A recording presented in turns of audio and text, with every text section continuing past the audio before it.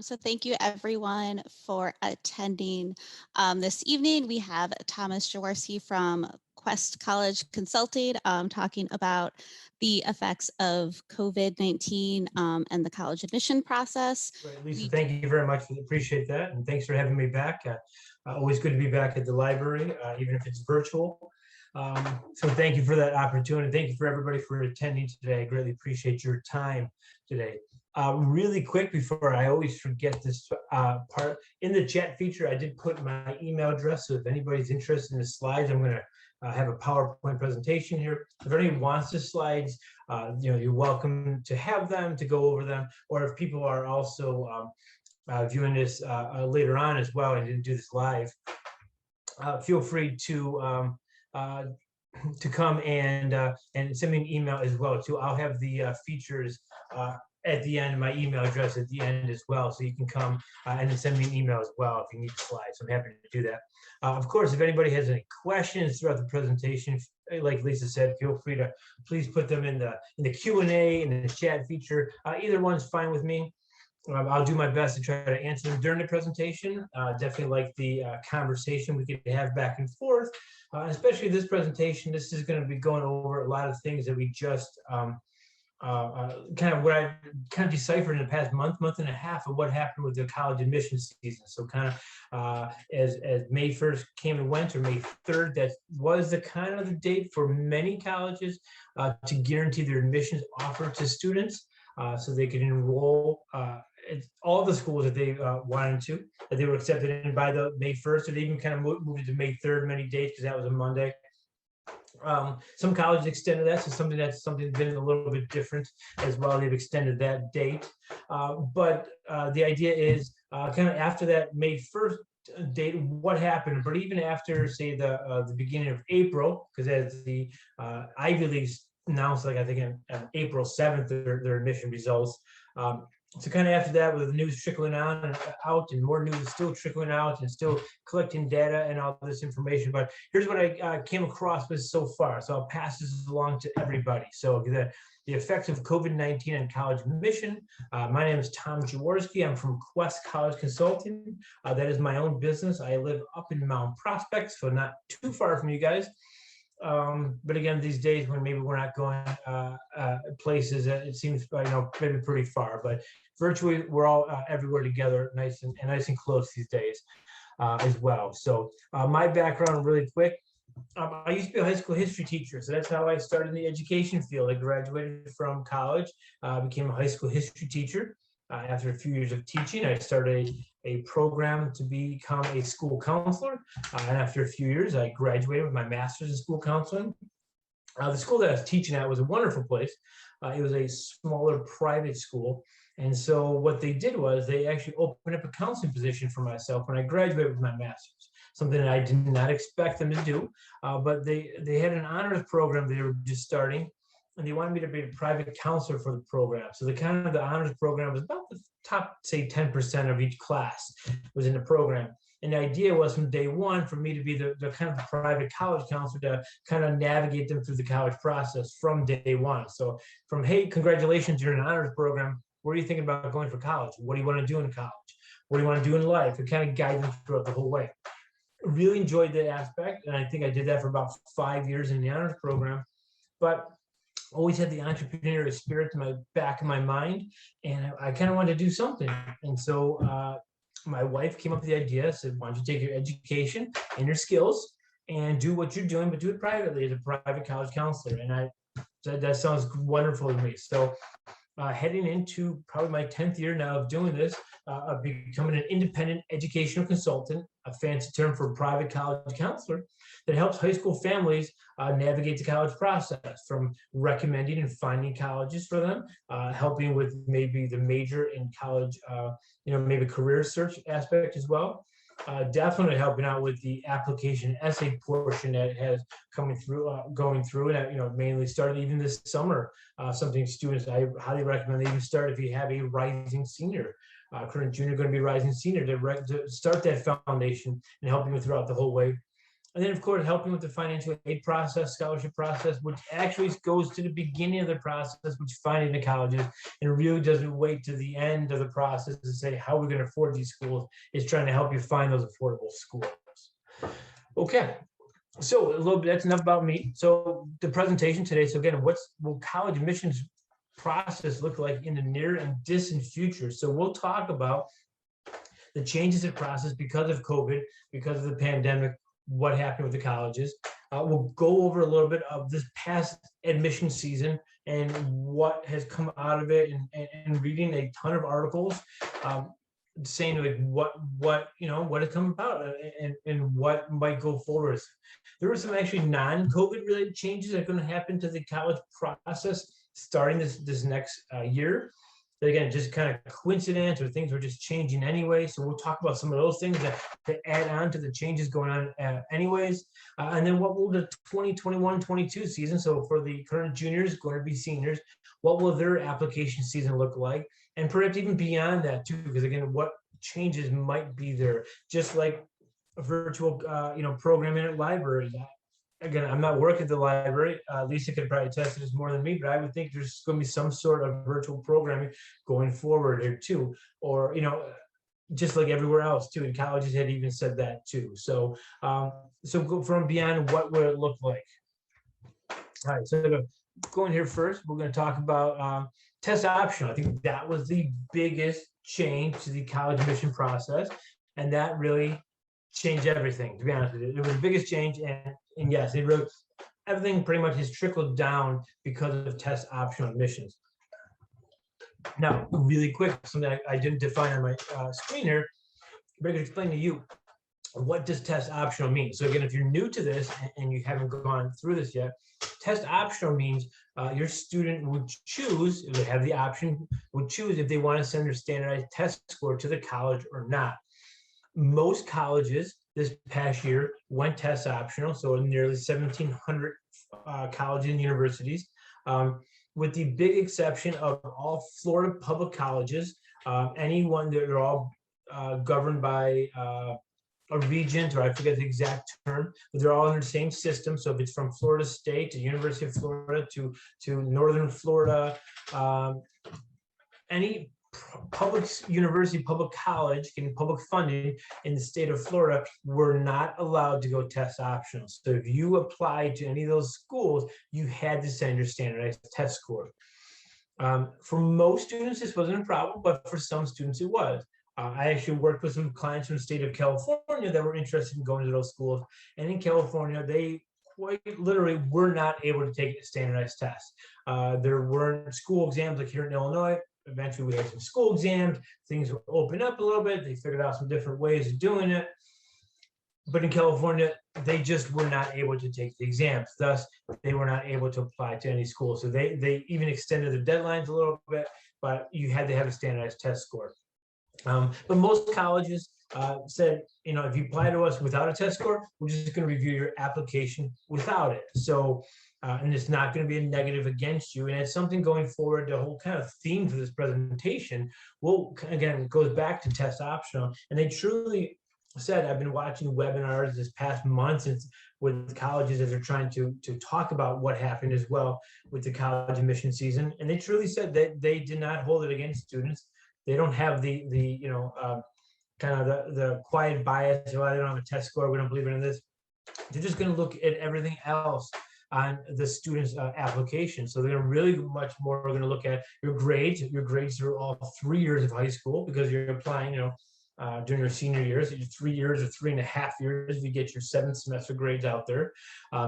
They're really going to look heavily on your essay as well, how you wrote. And so colleges are going to really look into those, but your extracurriculars, your activities, anything you put in, any information they say you send them, they will look at. So if you do not send them a test score, they don't analyze that. If you send them your AP scores, which probably should be at least 4s and 5s, you're going to submit those to a college for review. Now, you can submit those later, by the way, if you're looking for credit, because I know, like in the state of Illinois, if you have a public university, if you send them a U of I 3 on your AP World History exam, you can receive college credit for that. Per Governor Rauner, I believe, is the one who put that in effect. but that might not be the best score. 3 passing, good job on that though. But you want 4s and 5s look better to send to colleges. So don't send a 3 now. You can send a 3 later to get your credit.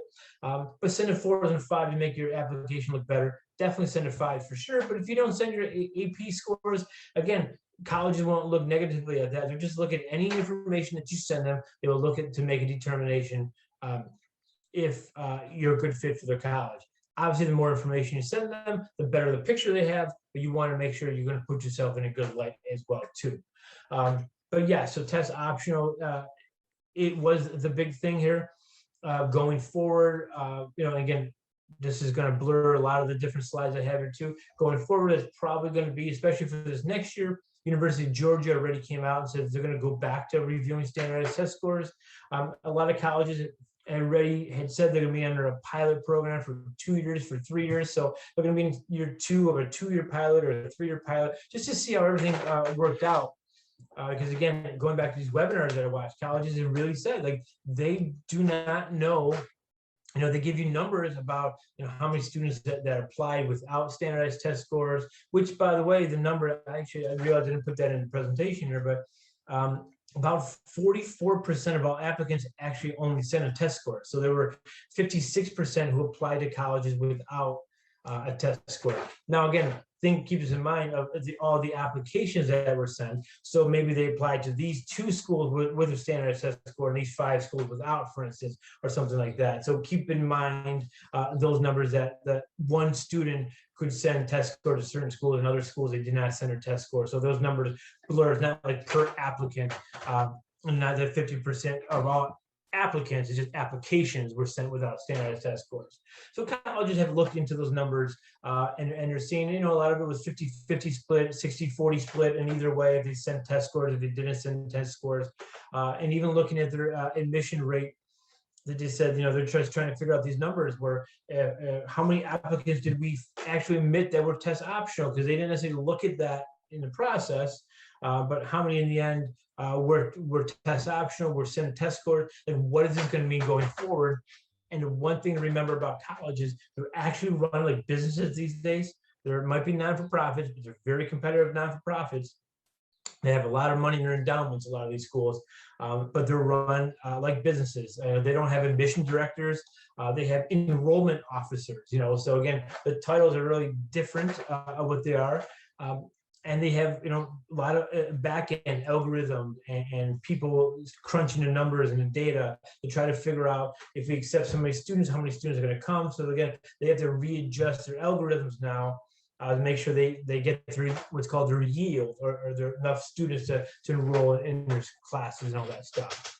So I'll keep moving forward. I'm sure a lot of these things are going to keep coming up throughout the presentation. So so what else has changed besides test optional? With the admission deadline, I kind of already had mentioned a little bit about this, but many schools end up delaying their application deadline. University of Illinois, about September, they said, traditionally a November 1st deadline for the early action, and they extended it to November 15th actually. So they extended it by 2 weeks, but they did it kind of later in the process, but even not as late as the University of Florida, which came out like days before their November 1st deadline and said, great, our deadline is now going to be November 15th at noon Eastern time. So they extended it by even 2 weeks, right up against the deadline as well, too. Maybe they were kind of hoping some kids would get some test scores, because there was actually like a November 3rd standard SAT or ACT. So they were trying to maybe get those last minute students since they needed test scores.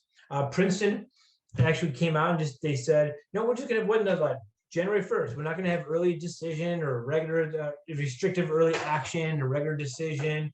And those are all terms that if you haven't had a student apply yet, that we can get to a little bit at the end of this presentation, but terms that you will be familiar with soon. But Princeton just said, January 1st is our deadline. If you want to go to Princeton, send your application in by January 1st, and that's how we're going to look at it. So everybody's different. Nobody has really announced what they're going to be for next year. I'm sure those are the conversations going with admissions offices now that they're kind of their May 1st, May 3rd, enrollments. Have they got their numbers?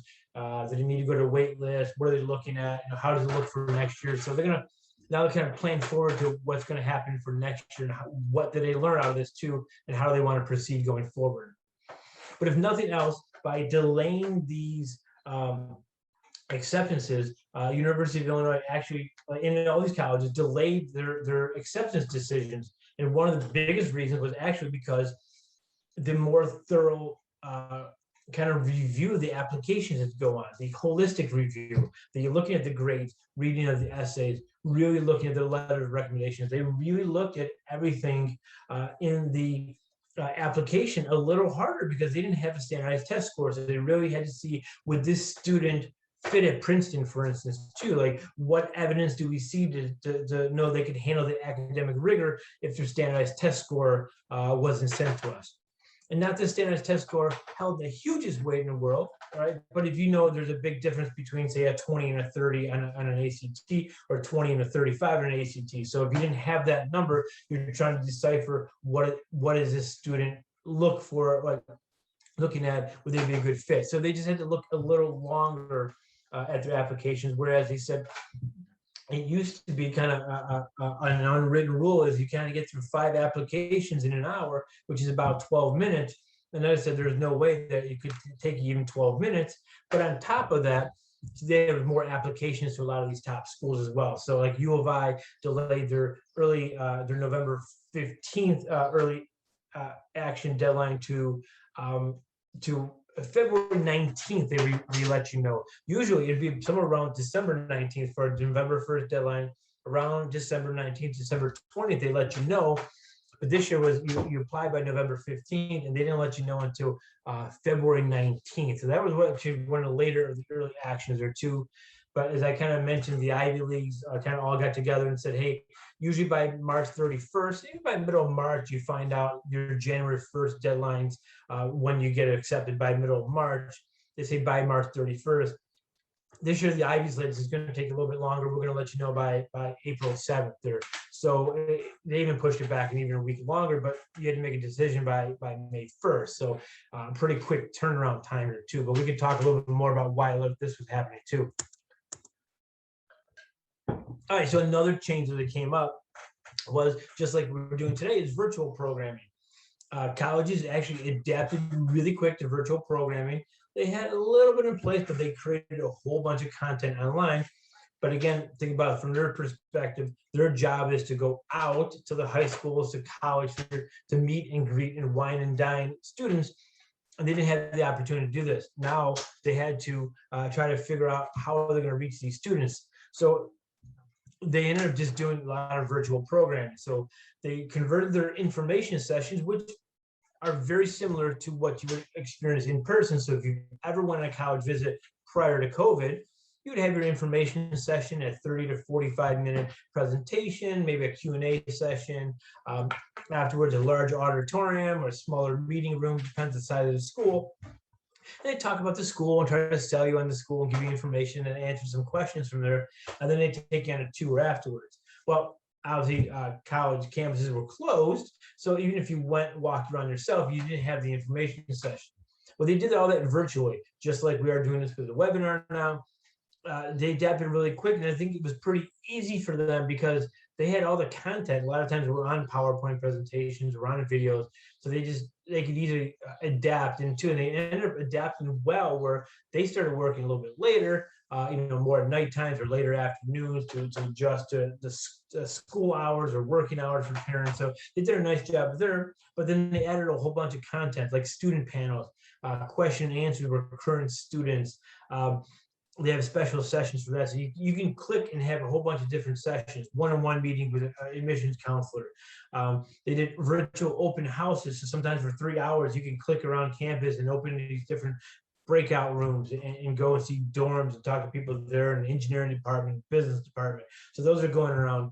Sometimes they had actually virtual tours on the campus where they would actually take you around campus themselves or bounce you around campus as well. Now we're going to take you to Susie in the dormitories, and Susie would tell you about the dorms and all that stuff. But again, or they had a lot of virtual, actually online tours that you can view anyway. So those became pretty good to learn more about campus and these interactive tours that they were already set up on their websites as well. That really got a lot of more hits on there as well. College fairs became virtual as well. There were some in the late spring and in early summer. And then really this spring, they adapted really well and changed them up to make them even better. They broke down these college fairs into parts of the nation. So instead of having all 500 or 1,000 colleges at one time, they had 250, 200 from the West and from the Midwest, and they broke them up at different dates as well too. And then just like this program, you can kind of view them on demand when you wanted to as well. So virtual program was successful, and colleges said this is something they never think they were stop doing. They said they can reach larger audiences for people who can't get to campus, more people who are curious about their school and their campus. They said it's been very successful, and like I said, they think this is something that's going to be there forever because of the reach that it could be, that people could just like be curious about a school and go on their information session instead of having to make the time and effort to come to campus, which is difficult. So they said they reach a lot more students this way. But again, one thing the college had said though, that they're thinking for the future, this could be the best for their school too, and it could be best for families as well. Because if you've ever had a student who've gone on a college tour, and unfortunately I've gone on these too, sometimes you've gone on a college tour and it's just not the best tour, right? Maybe it's a bad day, it's just the way the tour is organized. Maybe it's just not a good fit for the student, or sometimes even for me, I try to be open-minded because I help a lot of different students, but some things are just like, this is just not too interesting to me. So maybe, or you find this out in an information session. So colleges really like the aspect that they think that maybe the best thing would be for families to view the information session first and then determine, oh, I'm interested in the University of Illinois. View the information session. Yes, I agree. I concur. I'm interested in a school. Let's go drive down there and take a look at the school. Obviously, UIUC is not too far from us, but if you want to go to East Coast or West Coast or wherever, if you had to get more travel, right, you got to spend money to get there, travel either by driving or by planes, trains, and automobiles to figure out how to get there, or even just save your time. Like as a parent, you got to take off from work or got to navigate a quick weekend getaway, and how we're going to do that. So it save you lots of time and money to check out a campus virtually first to make sure that that is of your interest going forward as well. All right. So this past season, what all the numbers that kind of came out of this too. So what happened? So again, all the changes I kind of mentioned going forward here. And now what came out of this too? I kind of mentioned that the statistic 44% was the number of applicants who sent a standardized test score, which again could be a skewed number because California, I already mentioned, couldn't take a test score. So there's a large amount of students in California. So again, how will that number look next year too, or the 2 years from now? So I'm sure that's something we'll look at and analyze that trend. But if nothing else, this past year, there were 11% more applications sent out. Again, this is not applicants, it's just applications. So the idea that 1 in every 10 students sent out another application as well, and this has led to a rise in applications. So I'll get to that point. Looks like I'm jumping the gun a little bit. But the idea here is, and why were more applications sent out? Really, the idea that maybe there was more access to colleges with test optional, right? You get the idea that, well, more schools are in my ballpark. I have a chance to get into an Ivy League school, for instance, or just a selective school that maybe I didn't think I had a chance, but I have a really good GPA, a really good rigor in my curriculum. I just didn't score the greatest on my standardized test score, so that's okay. I'll take a chance there. The idea right there at the bottom, the third bullet point, taking a home run swing at selective schools. Maybe just try for an Ivy League school just to try. Why not? I don't have a test score. Well, let's see how that works out. Or the idea that maybe colleges were thinking that maybe more families were just hedging their bets with the unknown, saying, you know what, we just don't know how it's going to shake out. We better apply to 1 or 2 more schools just to make sure that everything's okay and make sure that we can get into schools that we want to get into. And we're just not left. We're trying to okay, we got to figure out which schools now. So maybe it just applies a little bit more with so much more uncertainty out there, especially maybe even state students in California. they were going test optional, and they were saying, well, I think I'm a qualified applicant, but I couldn't show a really good standardized test score. So I'm going to apply to one or two more schools just to make sure that I get into the types of schools that I want to. But of course, when you send out 11% more applications, but there's more applications out there, colleges were still accepting the same amount of students, or maybe even a little bit less, because there were still gap years to consider in there too. Not every college granted gap years, but if you take a smaller liberal arts college or the Ivy Leagues, which are smaller, and say if Harvard granted 200 gap years versus a typical 50, these are numbers I'm just kind of making up, but kind of good rough estimates there. There's 150 more students that they could expect in campus the following year.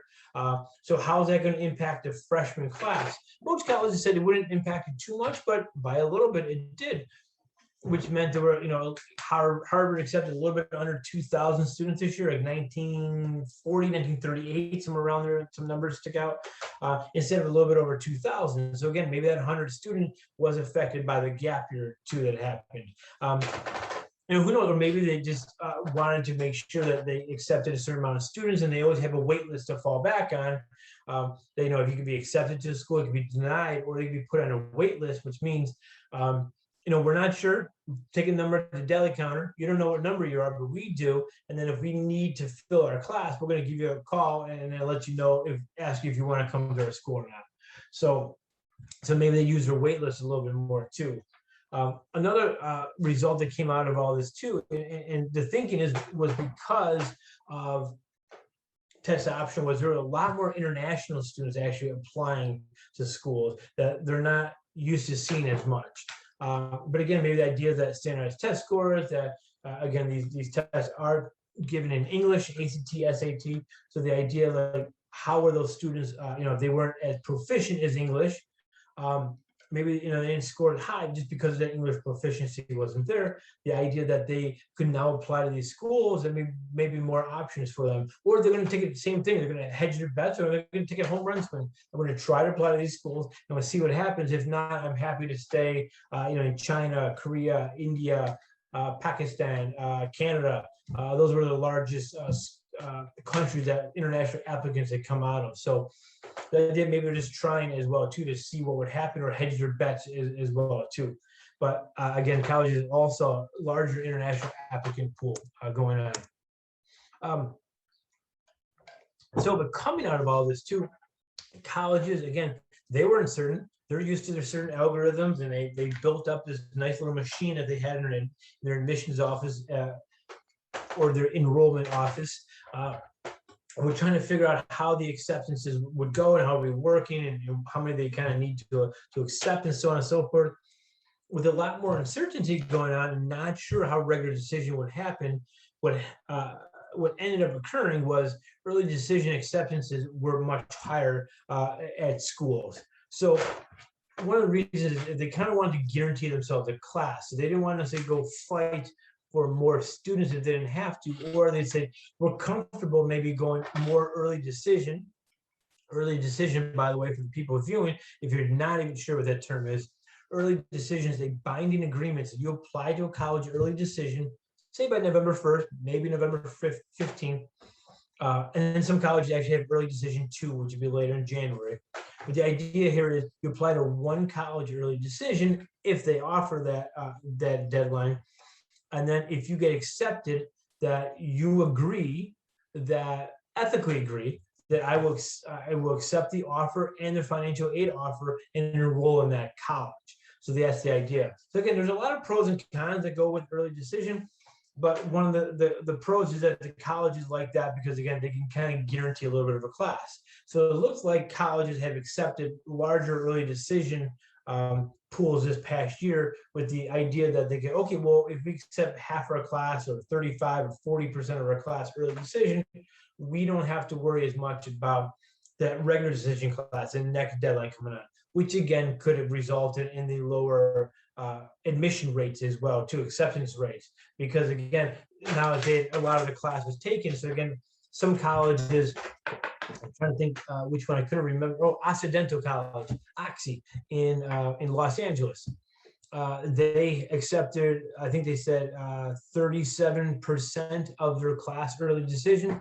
They had already 15% of the class. Again, they're a small liberal arts school, by the way, too. So they have a class of about 500 students, but 37%, 36, 37% was on early decision they accepted, which is a tad higher, they said, than normal, but by a couple percentages.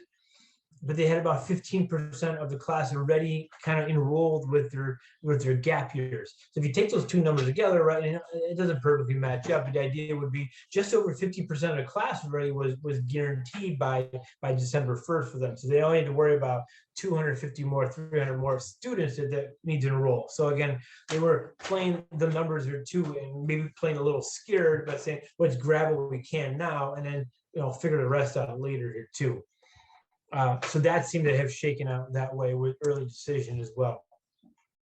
So also, what unfortunately came out of this too, and not too surprising, was the highly selective colleges became more selective.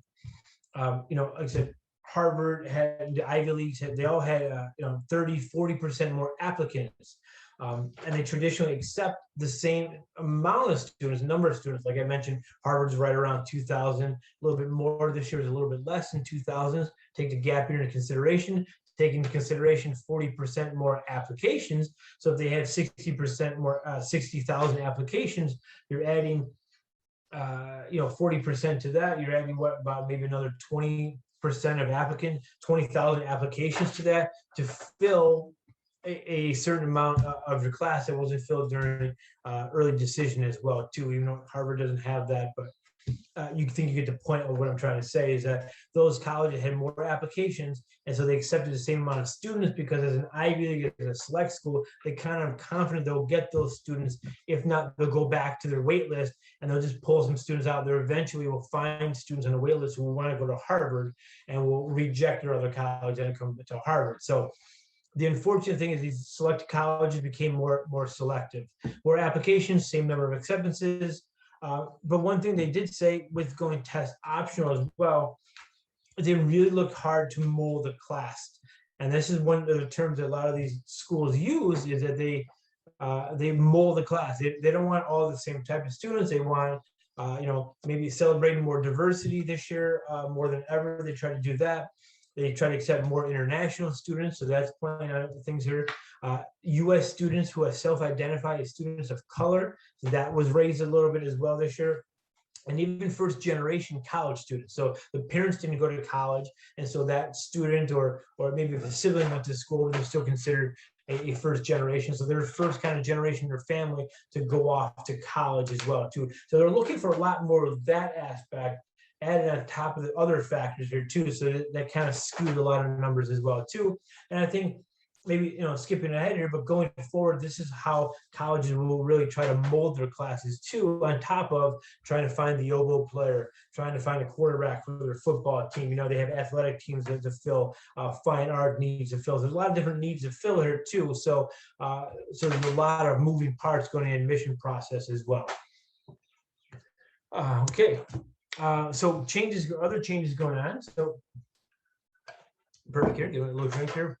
So other non-related COVID changes that throw into everything too going forward is that the ACT had announced pre-pandemic, not too long, before the pandemic actually hit, that they were changing up the ACT just a little bit. And one of these things that is going to stick now out of this stuff, they decided for this past year that was the changes were going to go into effect. They held off on that. But what they're doubling down on now is their super score report. So the idea with super score is you take the best section score. Now the ACT is broken up in 4 parts. You kind of have your English and your reading. English is one, reading is another portion, math is another portion, and science and reasoning is another aspect there. So you have 4 different test numbers you receive, 1 through 36, and then you add those 4 numbers up, divided by 4, and then that's going to be your composite score or your best overall score. If you take the exam multiple times, then colleges sometimes, many times they can super score your test. So what that means is they will look at, if you send them 2 or 3 ACT exam, they'll pick your highest math and your highest science and so on and so forth, and they'll add those numbers up and recompute them to give you a new composite score. So instead of a a 25, maybe you had a 26, or maybe even a 27 because you were higher, and you just couldn't put it all together in one exam, for instance. ACT now is the default setting on ACT.org on their website. When you look at like, what's my ACT score, they're going to automatically super score there. And if you say send a test score to a college, they're going to automatically send your super score. Their backing behind this is they want you to save money, because every time you send a test score that is not sent along with the test, because you get like 3 or 4 free kind of submissions to colleges, like, oh, I'll take the exam, and you're going to send them off to 4 different colleges, so they'll have a record of my standardized test score. Now they said the default sending will be 1 test score sent, and it'll be your super score automatically sent, unless you change that in the settings and say, I just want to send the April exam, the February exam, and the December exam, 3 different exams going forward to the colleges, which will cost you $13 or $14 per exam. But by sending 1 super score, it's going to cost you $13. So they're kind of using that as their leverage by saying we're trying to save people money by sending these scores to colleges. Of course, they're trying to also look at their business by saying we want to encourage people to take the ACT, because if you can send your super score automatically as well, and college may review that too, you may be more inclined to take the ACT versus the SAT now. Like I said, just a little bit maybe gamesmanship as well here. But the one thing in the backside is that not all colleges actually will super score. Most colleges will, but not every college will actually super score. So perhaps before you send your ACT super score report, you should ask the college. Very simple: send an email, a phone call, send a text through, or even through the website. There's many ways you can get a hold of college admissions offices these days. You should ask them, like, do you super score? And if you do, you can just send that one report. If they don't, then you're going to have to go back in yourself and manually change or manually send those different scores going forward. So that's one change came out of ACT. SAT had some pretty big ones. They actually eliminated their essay portion. So on top of the math and, say, reading portions, you get 2 different numbers from the SAT. But even with the ACT, you have an option to stay on for an extra half an hour to write an essay that's going to be graded as well, and you get a number that's not factored into composite, but it can be sent along with your scores. So college can see, how are your brainstorming, your writing off the top of your head that's not, polished over months, over time, say with your college essay. ACT staying with theirs, SAT came out and said we're going to eliminate the essay portion of our exam. They felt it wasn't as worthwhile for people. They also remember SAT is run by the College Board, who runs the AP exams. So there's also maybe you can send your AP scores as well. And you can have your essay. So again, there's a lot of different ways that they're kind of looking at that too. So they eliminated the essay, but they eliminated it for the June, after the June exam. So this next one coming up will be the last opportunity to take the essay, which you don't necessarily need to do as well. Again, colleges will look at this score if you send them, but if you don't send the essay, they're not going to look at it and say, well, they didn't send the essay, we're not going to accept them. Okay, we don't have that to judge them. But they also immediately eliminate subject exams. A subject exam was kind of like an AP exam, but a 1-hour exam, multiple choice, based upon the subject material. So biology, physics, math 1, math 2, US history. You take the exam and you get scored 200 to 800, and then you can send those scores to colleges. Most colleges did not require those anymore. They might have strongly recommended those, but they didn't hold as much weight as well too anymore. And the SAT just eliminated those automatically with the idea, they didn't say that, but again, the idea back to the AP exam saying, well, you take an AP US exam, why do you need to take the AP subject test? So can you encourage more people, gamesmanship, business here, to have more people perhaps take the AP exam than just take an a SAT subject exam. Again, run by the same company here too. So SAT eliminated the essay, they eliminated subject test going forward. Another aspect coming out of this too was with the University of California system. So there are 9 undergrad universities. They have a 10th one that could be for graduate students only. But for the 9 schools that, UC Berkeley, UCLA, San Diego, Irvine, Davis, Santa Cruz, Santa Barbara, Merced, Riverside. I'm just trying to see how many I can do off the top of my head here. But those schools, they actually came out and they said they were going to be test optional. And then there was lawsuits filed, and the court came out and said the admissions office could not review standardized test scores, even if they were sent. So test optional was their official declaration, but they were by law not allowed to look at your standardized test scores. So that's called test blind. So even if you send them a score, they're not going to look at it at all. So University of California went test blind last year, and going forward, they will be test blind, unless their appeal in a court case comes out, because they announced they're going to go test optional for a couple of years and then test blind going forward. But again, they're appealing in court, so we'll see what shakes out there too. So maybe in a couple months, that's going to be different as well. But as of now, the University of California system is test blind, and that's something that's been growing slightly in popularity. But let's say slightly, where there's a small handful, like literally a small handful of colleges that had that. So if you add another half dozen to that small handful, that's a lot of colleges jumping on board. Or now in this case, you added 9 colleges to this too. So it's growing. There's a movement there for test blind as well, but test optional is definitely the first one jumping in here. All right, looking ahead here as well for the next application season, that just coincidentally, the Common App, which is, by the way, the Common Application, which is an application that is common to right now, is going to be over about 950 colleges for the next admission season. So in a quick nutshell, about 80% of the application is common, so that you'll fill it out for one common portion, and there's about 10 to 20% that is individual per school that you add in some information for them as well. But they added 30 more colleges, as every year they add colleges. But the big one for this presentation is all Illinois public universities will now be on the Common App, which that was not the case before. So 2 big ones that jump on there now will be University of Illinois Urbana-Champaign, which were not part of it. U of I Springfield, U of I Chicago, UIC was part of the Common Application, but UIUC was not. They were part of another application called the Coalition Application. I hope I'm not confusing people too much here. Or they had their own application you could apply to. But now they're going to be on the Common App, which makes it a lot easier, honestly, for Illinois students to apply there, though they still did it, but they'll be able to apply there. Same thing with Illinois State. Illinois State will now be on the Common Application, which they were not before. So those are probably the 2 big schools that really will be added to this as well, on top of some other schools as well too. But those are kind of 2 big names that jump off the top of my head. So they will be on there. The Common Application last year added a question.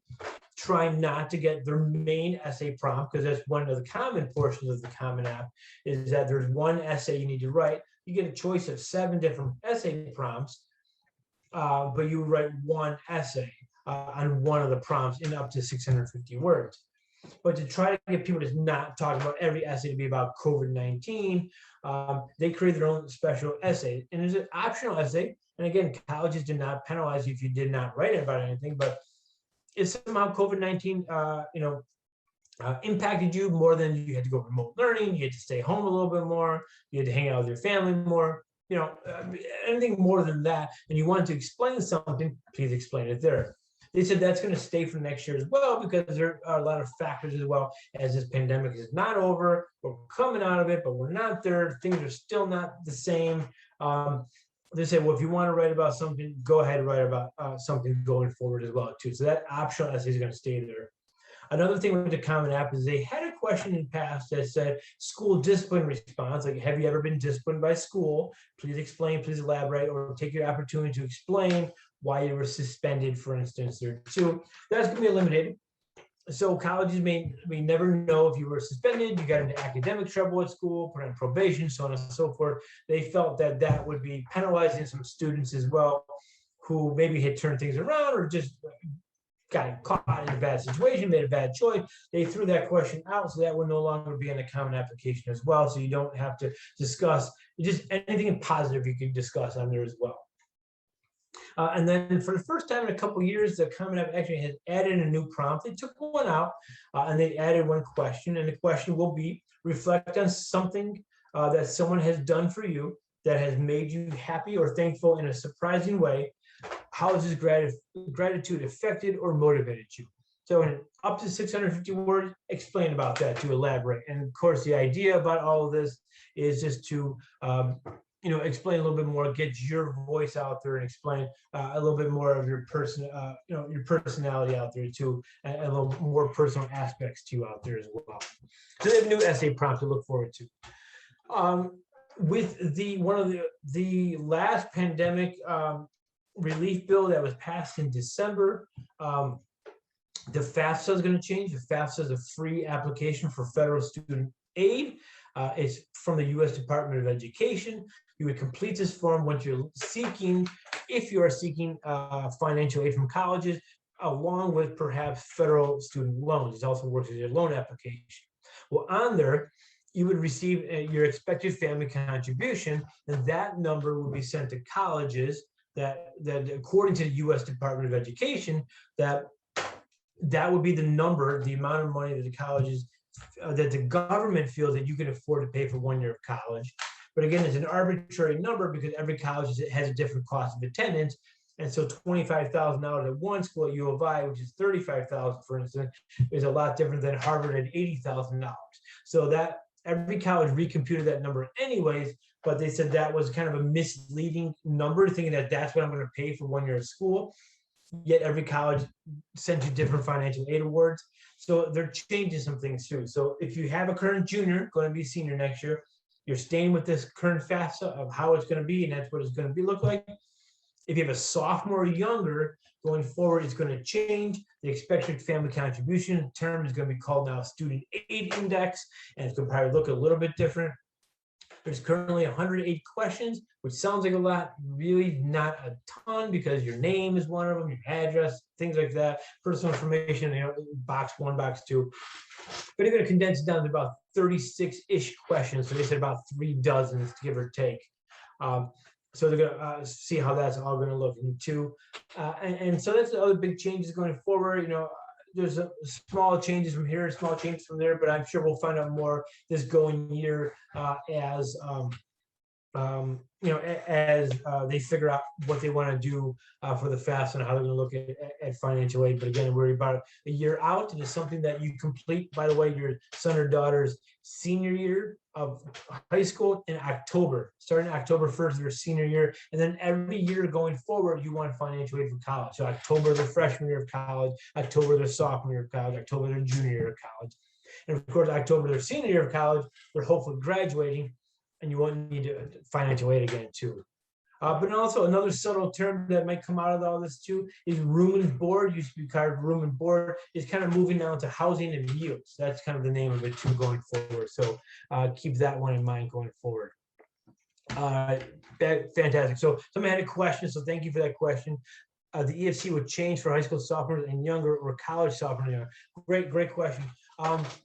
I guess, like I said, going forward, after this year, it's going to change. So I guess that's a great question. If you had somebody in college, I did present that incorrectly, so thank you for correcting me on that. Going forward, yeah, so after this year, it's called EFC, and then after this year, so once you're a freshman in college, you could be getting a student aid index and completing a different type of FAFSA form. So I guess you're right, you're not going to be grandfathered into doing the current FAFSA and at the EFC, it will change, but once they're in college, it will change as well too. So again, this is the last year of the current system, and then it will change for everybody going forward as well too. So thank you for that question. I hope I clarified that a little bit, and if I didn't, please let me know, and I'll be happy to correct myself a little bit there too. So thank you for that. Right. So what else is coming on from you, Sue? All right. So 2021 and beyond. What does all this mean? What is all my talking? What's it going to look like here too? Pretty much everybody expects the same thing. Elevated application numbers. Unfortunately, like the idea that there will be test option will be out there. People have saw what happened here, kind of like the scared buying, like of the East Coast and the oil, right? With the Colonial Oil Pipeline, the idea that it got shut down. I need to get my gas. Everybody kind of rush to the gas station if they needed gas or not.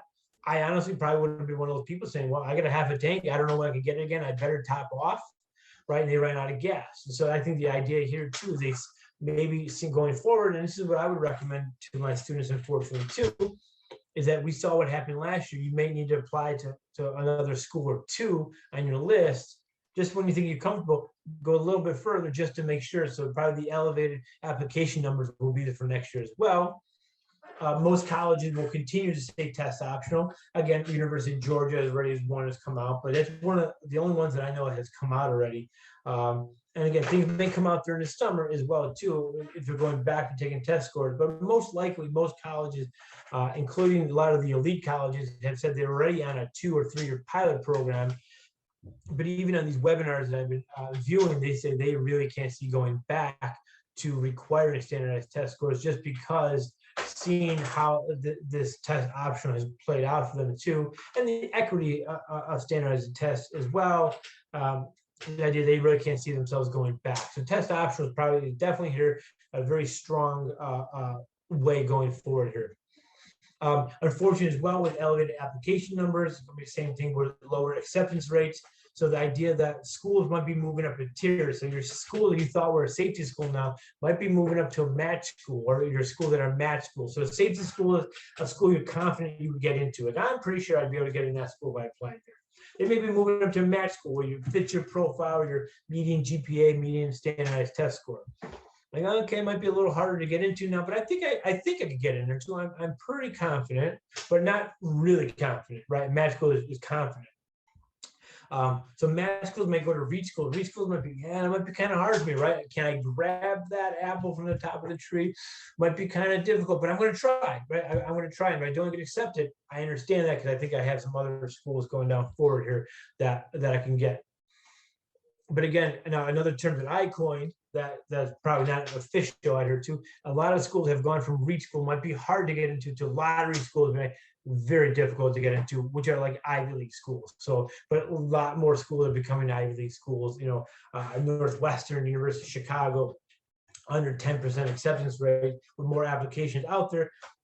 They really get to choose who they want on their campus a lot more, even though they were able to do that before.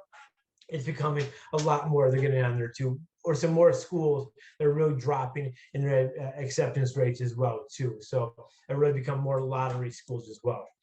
So in going forward, definitely building a well-balanced college list that has maybe reach schools if you wanted, has some really good safety schools on it too, and match schools as well. But really going forward, and I always stress this with my clients too, you have to be honest with yourself, and you have to self-reflect, and you can't think that I'm great, they're going to want me, right? Because everybody's thinking that as well too. What attributes do you have? And in the end, great, go for those reach schools, go for the lottery schools, but be honest with yourself that there are other good schools out there, that they're not the only good schools out there because they have this name recognition. So there are a lot of great math schools and great safety schools out there. So is it the best school for you? So really look at that when you're going forward, but also add another match school, maybe 2. We're going to add to the panic buying of the elevated application numbers, but maybe go ahead and apply to 1 or 2 more schools. It's going to cost you a little bit more money. I know about that. Sorry, I'm spending your money, but hedge your bets a little bit into it. And in the end, don't look back and say, I should have, could have, would have applied to another school. I did. It was worth the extra $100. Now, no, I got to go into a school that I really wanted to. Colleges are going to reopen for visits this summer. Some colleges were open, some colleges weren't, but it sounds like most colleges will be reopened for summer campus visits now. If they were open, a lot of times it was just for admitted seniors, but now the admitted seniors are gone.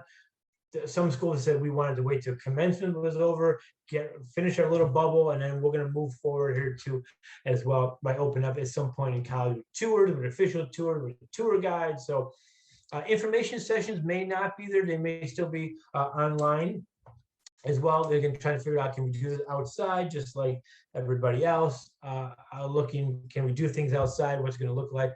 But definitely for sure, campus visits should be reopened to any school that you want to visit.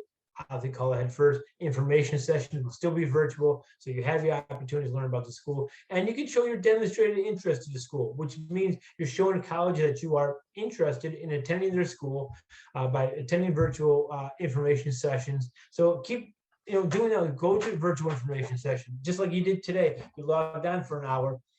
it's not hard to do. And then you plan it, you put it in your calendar, and that's what we're going to do 2 weeks from today. So nobody's going out or nobody's doing anything here.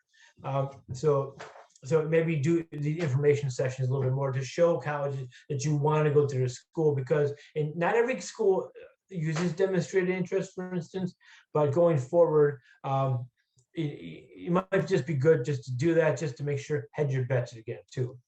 And again, if you have a senior going off to college next year, colleges are planning to be open. Most colleges saying, we're going to go open. Do you need a vaccine required? Do you not need a vaccine required? Some colleges, like I was in an information session with Oberlin College, which is in Oberlin, Ohio, saying it might not be up to us. We're talking about it. We haven't made a decision yet, but the governor of Ohio might be saying, the COVID passport, or you have to be required, whatever. It might be up to the governor and what they want to do, or the state legislature, and about what they want to do for students being vaccinated or not vaccinated on campus. So stay forward too, but colleges plan to be open, kind of planning to be business as usual it can be, going to school, but kind of everything is going to be kind of the new normal now. College transportation, by the way, I should say, visiting you will probably be limited this fall again, so probably no college fairs, maybe no colleges from afar coming to your high schools to visit. Maybe the local colleges or within the region where they can have their own car and travel to you. That might be, but a lot of the travel will be limited as well too. But the idea probably be a lot more virtual programming, webinars, so on and so forth, special events going on too. So the in-person meet and greets might not be there, but a lot more virtual will be there. One of the reasons might be they actually said that the cost of travel, and it's just not the plane tickets necessarily, it's the rental cars. One of the colleges said, they want to go down to Boston. I think the Connecticut College, talking about going to Boston on a trip, and then get a rental car for a couple of days. It's going to cost them over $900 for a rental car, and that's going to stretch their budgets a little bit. Now, a lot of the colleges that have large endowments and have large budgets could absorb that, but in the end, like other businesses, do you have to absorb that cost if you don't have to, if you can do things virtually? But also, a lot of these colleges, not every college is very rich, right? Most colleges are not, right? They're non-for-profit colleges, so they don't have the money in their budgets to go travel. They're already stretched, doing the best they can here. And so that's just going to be a no, save that money for later as well. Same thing with that. I say the budgets for colleges are stretched already. That merit aid. A lot of colleges actually had a dip in enrollment for this past year, so that's less tuition money coming in, and they count on that money. So merit aid was been on the decline for this past year and a little bit before as well too. And a lot of colleges have shallow pockets. A lot of them are closing too. Like, there's been a couple announcements already for colleges that are closing. So the idea that the budgets aren't there, that as much as their businesses, there are the haves and a lot of the have-nots out there. And have-nots are really having a hard time with this pandemic and money. So they don't have the money to give the merit aid or even to travel, for instance. Gap years could still be an issue as well in the going forward, not as much as this past year, but that might affect admission rates for next year's going on. Again, one thing the colleges did stress, is kind of an awkward placement right here. They said, don't worry about your pandemic-related grades. If you're a pass-fail, that past semester, this past year, every high school is doing something different. They said, don't worry about what your high school is doing. Just go forward, and we understand it is what it is. So we're aware that grades may look a little funky for about a year and a half in here too. But also they said, in the end, just make sure you challenge yourself. You're taking challenging courses. They look at your rigor of curriculum, your AP classes, your IB classes you may be taking. They look at your transcripts, the grades you got in those courses, your extracurricular activities, your intellectual curiosity. They will look at a lot of different factors holistically as well too. All right, so thank you very much. So just about an hour later here, I've finished up the presentation. So thanks for your time too. Thanks for you if you're viewing this on demand as well. Thank you very much for that. I'll stick around for a few minutes for Q&A if anybody had questions there as well. But going forward, so out of this whole presentation of 1 hour of me talking, my recommendations going forward would be take an ACT, SAT exam, take the safe play, put it in your back pocket. You don't have to be taking it 6, 7, 8 times. We get a test score, a couple test scores, and if you have the option to submit it, you can submit a great test score. If you didn't get the test score you didn't want, then go test optional. That's okay, but give yourself some options there as well. I'm a big fan in life of having options as well too. So, but if you have a good test score and you send it to school, that adds another layer of depth to you as well. So that's always a good thing. Testing does seem to still matter. So it does look like that, it's not all students without test scores were sent. At least 50% of the students were accepted with standardized test scores. So if you have a good test score, it's going to matter at some colleges. If you don't have a great test score to go test optional, that's going to be okay too as well too. But a good score is a good score. Submit that good score. But again, if you're going to go test optional, but even if you had a great score, your essays are going to matter a lot this year too, right? Make them really personal, highly personal, and making a difference in the world, and making a difference in somebody's lives. Show your evidence of your character, stand out in those essays. They're really going to matter again this admission season coming on. Think about your early options. As much as I was not a proponent of early decision this past year, that might be a way going forward to look at a school. I know there's a lot of pros and cons to that. So you can really look at a lot of cons that you tied yourself up to that school and you don't know what other schools you might have got into. But if you're thinking about it, early decision might be the way to go, because again, the larger amounts of students that were accepted at early decision may not change next year as well too, as colleges fight for these students that are applying to more schools. How are they going to guarantee they get that student or good students they can do it during early decision? And it's also called yield protection, which means how do you make sure that they get the same amount of students that come into campus, they get their half their class earlier or a third of their class earlier, and they're confident they can get the other part of the class later. And regular decision, this means, has become really competitive. So early decision, which you're looked at only with the students that are going early decision. So you looked at with a smaller amount of applicants versus regular decision. If schools are going 30 to 40% more in applications, that many more students you're being compared with. So early decision might be the way to go going forward as well. Balance your college list, as I kind of mentioned already. Self-evaluate, realistically, honestly, self-evaluate. Be realistic in the schools you're looking at, realistic in your academic successes. At many schools now, 90% denial rate, less than 10% is acceptance rate. Do not set yourself up for failure by saying, I'm going to apply to 10 of these schools because it says I got a 10% chance I should get into one of these 10. Doesn't mean anything. It's like flipping a coin. It's 50% heads, 50% tails, but every time you flip it, it's 50%. It doesn't mean if I got tails 3 times, it has to come up heads. It doesn't, 50% chance. So keep in mind that going forward as well too. So don't set yourself up for failure, by the way. Be honest here.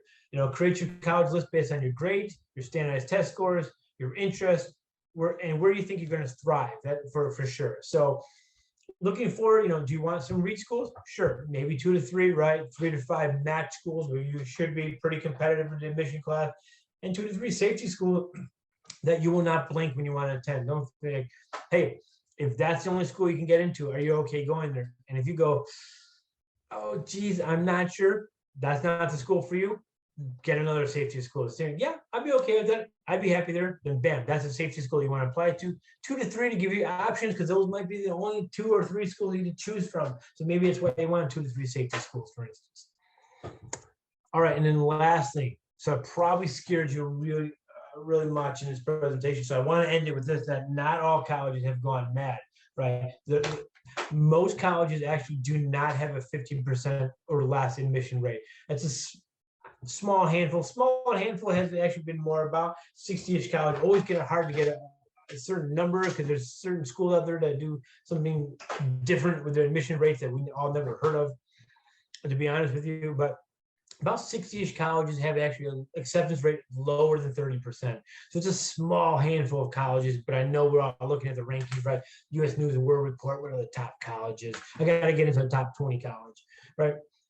Most of those schools, take past the top 60, maybe 100 colleges have an acceptance rate of under 50%, maybe 100 colleges, but the average college acceptance rate is actually 66%.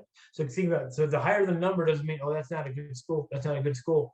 Well, why? Not a big deal. It's just because they got a higher acceptance rate. No big deal. Sometimes they need a higher acceptance rate to make sure they get enough students to come to their school, because those are schools, they're larger public universities that have a large amount of applications, and people are applying there on top of many other colleges. So they need to accept more students to make sure they yield, make sure they have enough students to come on campus every year. And they're still a great school with a great reputation. You're gonna get great, great learning environment out of there too.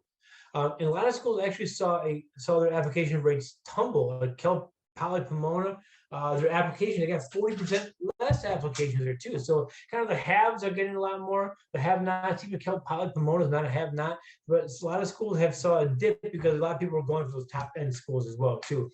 So those schools are out there. Those max schools are out there for you. You kind of got to find them, got to look for them a little bit, do a little bit more research, take a little bit more time, apply to one or two more of those schools. But those are the schools as well that are going to get you in those safety schools. We're going to get you more merit aid as well too. Even though merit aid is declining, they still want good students on their campus, and they'll give you money for those schools. So as much as I talk about the craziness of college application season, you can still do it a non-crazy way, and you can not make yourself stressed out, because there's opportunities out there for you too. You just need to look, and you got to be open to ideas and suggestions or two. They're out there, and they're great schools as well. All right, thank you very much for viewing this program. Thank you very much for the question I had.